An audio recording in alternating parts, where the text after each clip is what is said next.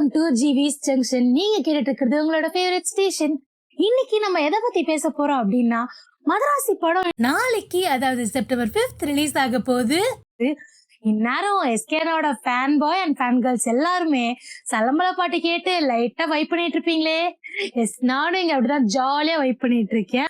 அதுவே ஒரு சில பேர்லாம் டிக்கெட்டை முன்னாடியே புக் பண்ணி வச்சுட்டு எப்படா செப்டம்பர் 5th வரும், போய் அண்ணாவை பார்க்கலாம் அப்படின்னு சொல்லிட்டு ரொம்ப ஆர்வமா வெயிட் பண்ணிட்டு இருப்பீங்க. என்னடா நம்ம மைண்ட் வாய்ஸ் நினைச்சதெல்லாம் இவ சொல்றாளேன்னு தோணுதா? ஏன்னா இங்க நானும் அப்படிதாங்க பயங்கரமா வெயிட் பண்ணிட்டு இருக்கேன். அதுலயும் ட்ரெய்லரை பார்த்து சும்மா மாசா இருந்துச்சு. அதுலயும் அந்த டைலாக் இருக்கே, துப்பாக்கி எவன் கையில இருந்தாலும் வில்லன் நான் தான்டா. அந்த டைலாக் அந்த வில்லன் சொல்லும் போது சும்மா வேற லெவல்ல மாசா கூஸ் பம்ஸா இருந்துச்சு.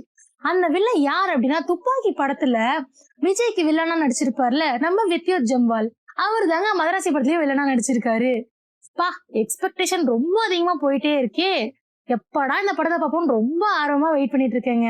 அது மட்டும் இல்லாம நம்ம பாலா அண்ணன் நடிச்ச அவரோட ஃபர்ஸ்ட் படமான காந்தி கண்ணாடியும் ரிலீஸ் ஆகுது. ஸோ அதோட ட்ரெய்லரும் பார்த்தா ரொம்பவே ஒரு ஃபீல் குட்டா அப்படி எனக்கு ஃபீல் ஆச்சு. ஸோ அந்த படத்தையும் கண்டிப்பா நம்ம எல்லாருமே தியேட்டர்ல போய் பார்த்து 2 படத்துக்கும் ஈக்குவலான ஆதரவை கொடுக்கணும்.